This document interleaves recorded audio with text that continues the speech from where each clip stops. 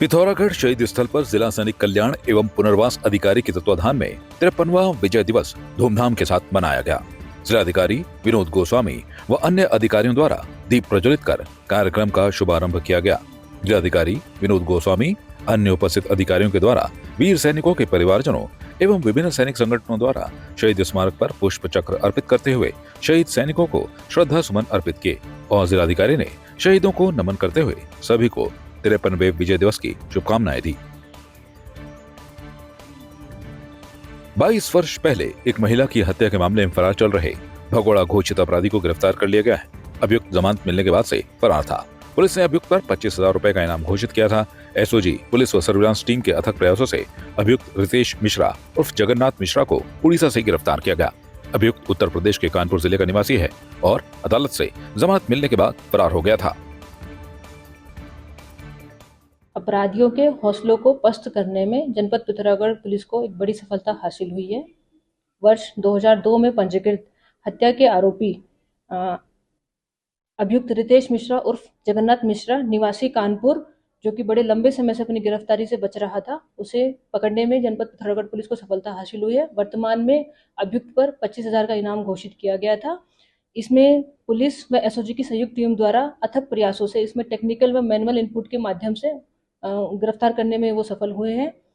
अभियुक्त का transit remand लेकर के न्यायालय के समक्ष पेश किया जा रहा है। बागेश्वर जिले के कांडा तहसील में आयोजित 3 दिवसीय कांडा महोत्सव का रंगारंग शुभारंभ हो गया। मुख्यमंत्री पुष्कर सिंह धामी ने कांडा महोत्सव में प्रतिभाग कर मेले का शुभारंभ किया। इस मौके पर मुख्यमंत्री ने 8,479.89 लाख की योजनाओं का शिलान्यास एवं लोकार्पण किया। उन्होंने स्टॉलों का निरीक्षण करते हुए रमाणी के माल्टा का भी स्वाद चखा।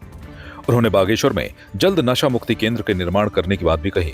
मुख्यमंत्री पुष्कर सिंह धामी ने कहा कि कांडा महोत्सव सहित अन्य मेले हमारे राज्य की संस्कृति को आगे बढ़ाने के लिए काफी महत्वपूर्ण भूमिका निभाते हैं।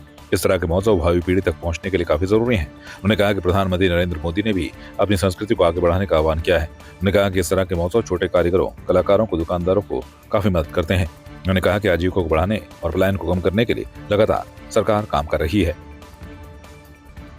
इस क्षेत्र के विकास के लिए, यहाँ के बच्चों के लिए, यहाँ के कलाकारों के लिए और यहाँ की मातृशक्ति के लिए बहुत एक अच्छा महोत्सव है, जहाँ पर वो अपनी कला का प्रदर्शन कर सकते हैं, अपने स्टॉल लगा सकते हैं। व्यापारियों को और हमारे हुनरमंद लोगों को सभी को एक अच्छा मौका देते हैं और इसको ये हमारी सांस्कृतिक जो हमारी धरोहर है उसको भी आगे बढ़ाने का काम करते हैं। हमारे चूँकि पहले के समय में मेले होते थे, बड़े बड़े लोग इस प्रकार के साधन संपन्न नहीं होते थे और आज के समय में भी अब इनकी एक बड़ी शुरुआत हो रही है और राज्य के अंदर हम ऐसे प्रकार के महोत्सवों को लगातार उनको प्रोत्साहित कर रहे हैं, उनका प्रोत्साहन कर रहे हैं। स्वयं भी मैं भी शामिल होता हूँ समय समय पर, जहाँ जहाँ भी मैं जा पाता हूँ।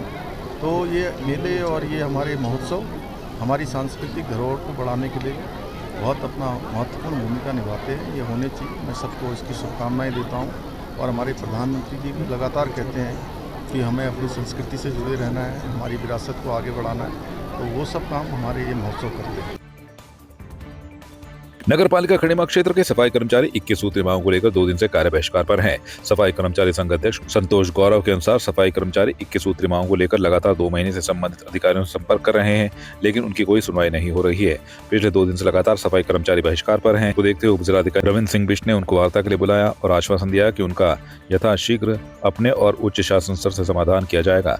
सफाई कर्मचारियों का कहना है कि यदि नगर पालिका द्वारा लिखित रूप से आश्वासन दिया जाता है तो वे कार्य पर जाएंगे, अन्यथा जब तक उनकी मांगे पूरी नहीं होती हैं कार्य बहिष्कार पर रहेंगे। वहीं उप जिलाधिकारी ने बताया कि सफाई कर्मचारियों की मांगे जायज हैं, जिनको अधिशासी अधिकारी को पूर्ण करने के निर्देश दिए गए हैं। बाकी जो उच्च शासन स्तर के हैं उनको ऊपर शासन स्तर पर लिखित रूप से भेजा जाएगा। फिलहाल सफाई कर्मचारी कल से कार्य पर आएंगे। के सफाई कर्मचारी द्वारा कुछ मांगे हमारे समक्ष रखी गई है। उनके द्वारा जो कुछ मांगे हैं वो जायज़ मांगे हैं, जिनको हमने ईओ साहब को कह दिया कि अपने स्तर से इसको जल्दी से जल्द में कार्रवाई की जाए। कुछ मांगे शासन स्तर की हैं जिससे शासन को संदर्भित कर दिया जाएगा और इनके द्वारा ये कहा गया था कि इन मांगों को अगर पूरा नहीं किया गया तो हम कल से हड़ताल में जाएंगे। इनसे वार्ता हो चुकी है, अभी इसका समाधान निकल गया है। हम इसको इनको लिखित में कुछ आश्वासन दे रहे हैं, तो अब यहाँ से कूड़ा उठना शुरू हो जाएगा। 2 महीने से सफाई कर्मचारी 21 सूत्रीय मांग पत्र को लेकर के बार बार अधिकारियों से संपर्क में थे, लेकिन अधिशासी अधिकारी और प्रशासक महोदय के द्वारा रोज़ यही कहा जा रहा था, कोरा आश्वासन दे करके वापस कर दे जाएगा। मजबूरी में 2 दिन से कर्मचारी कार्य बहिष्कार पर थे और आज उप जिलाधिकारी महोदय और पालिका प्रशासक ने हमको वार्ता के लिए बुलाया। वार्ता हुई है, अभी नगर पालिका जा रहे हैं। नगर पालिका में यदि हमारी समस्याओं को लिखित में समझौता मिलता है, समाधान का लिखित में आश्वासन मिलता है, तो हम कार्य पर चले जाएंगे। अन्यथा की स्थिति में अंत तक और अंत तब तक जब तक हमारी समाधान नहीं होता है, लड़ाई लड़ते रहेंगे। उप जिलाधिकारी महोदय ने कहा कि जो ढांचे के अनुरूप कार्यालय में कर्मचारी रखे जाने हैं वो रखे जाएंगे, जो आबादी के अनुपात कर्मचारी पर्यावरण मित्र रखे जाने हैं वो रखे जाएंगे, और वर्दी की समस्या है, कैरियर की समस्या है, और कर्मचारियों के वेतन से पीएफ के नाम से जो कटौती काट के 3 साल से नगर पालिका अपने पास रखी है, वो यथाशीघ्र उनके खातों में भेज दी जाएगी। नियमितीकरण की बात भी शासन को प्रेषित किया जाएगा। ऐसी कुछ समस्याओं पर सहमति बनी है। कांग्रेस के वरिष्ठ नेता एवं पूर्व विधानसभा अध्यक्ष तथा निकाय चुनाव को लेकर पार्टी हाईकमान द्वारा नैनीताल जिले के पर्यवेक्षक बनाए गए गोविंद सिंह कुंजवाल कांग्रेस कार्यालय पहुंचे, जहां उनका कांग्रेस के वरिष्ठ नेता एवं पूर्व विधायक रणजीत सिंह रावत एवं जिला अध्यक्ष राहुल छिमवाल सहित कई कार्यकर्ताओं ने जोरदार स्वागत किया। वहीं पर्यवेक्षक गोविंद सिंह कुंजवाल ने निकाय चुनाव को लेकर पार्टी कार्यकर्ताओं को संबोधित करते हुए एकजुटता के साथ पार्टी प्रत्याशी को जीतने की अपील की। पर्यवेक्षक गोविंद सिंह कुंजवाल ने कहा कि नैनीताल जिले में जिन जिन कार्यकर्ताओं द्वारा अपनी अपनी दावेदारी प्रस्तुत की गई है, उन सबका एक पैनल बनाकर पार्टी हाईकमान को भेजा जाएगा तथा हाईकमान द्वारा ही इस पर अंतिम फैसला लिया जाएगा। तो वहीं उन्होंने प्रदेश के निकाय चुनाव में कांग्रेस की ऐतिहासिक जीत का दावा करते हुए कहा कि रामनगर सीट सामान्य है, इसलिए यहाँ पर सामान्य कार्यकर्ता को ही टिकट दिया जाएगा। इसके साथ ही उन्होंने भाजपा पर गंभीर आरोप लगाते हुए कहा कि भाजपा की सरकारें लोकतांत्रिक तरीके से देश को चलाना नहीं चाहती, इसी कारण कोई न कोई अड़ंगा लगाकर इन चुनावों को पीछे करना चाहती है।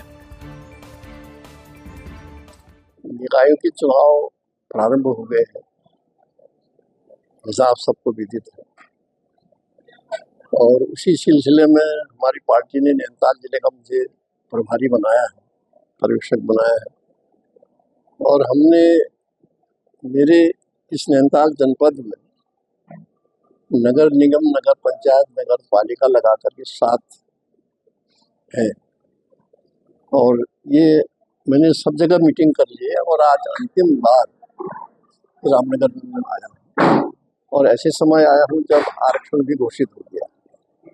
रामनगर की सीट आपकी जनरल है, ये सबको मालूम।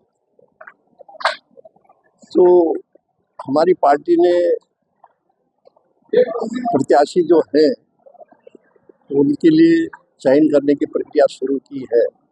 तो उस सिलसिले में हम कोशिश ये कर रहे हैं, जितने भी प्रत्याशी यदि आवेदन करेंगे उनकी समीक्षा करेंगे, उनके बारे में विचार विमर्श करेंगे, कार्यकर्ताओं से भी पूछेंगे, आम जनता से भी जितना हो सकता है संभावना उनसे भी पूछने का प्रयास करेंगे, ताकि जो एक ठीक जीतने वाला प्रत्याशी है उसको टिकट दे सके। ये पार्टी का निर्देश है, उसके आधार पर काम किया जा रहा है, और उसी को हम कर भी रहे हैं। सामान्य कोई मिलेगा। देखिए, ये चीज अब कांग्रेस पार्टी बहुत अच्छी तरह से समझ गई है कि जो नेताओं में अंदरूनी गुटबाजी या लड़ाई होती है, तो उसको जब तक कम नहीं करेंगे, खत्म नहीं करेंगे, तब तक कांग्रेस काबिज नहीं हो सकती। इसलिए इस समय अब भविष्य के लिए ऊपर से भी AIC से भी निर्देश है, सख्त निर्देश है। अब कोई व्यक्ति किसी से मनमुटाव नहीं रखेगा, निष्पक्ष तरह से पार्टी के लिए काम करेगा, पार्टी का जो टिकट जिसको मिलेगा उसको जिताने का प्रयास करेगा। ये निर्देश भी है, इस तरह से काम भी शुरू हुआ है। आपकी इस पर क्या राय है, हमें कमेंट कर जरूर बताएं। इसके साथ ही आप हमारे YouTube चैनल को सब्सक्राइब कीजिए। आप हमें Facebook, Instagram, Twitter पर फॉलो भी कर सकते हैं, और संवाद 365 के साथ एक क्लिक में जुड़ने के लिए डाउनलोड कीजिए संवाद 365 ऐप।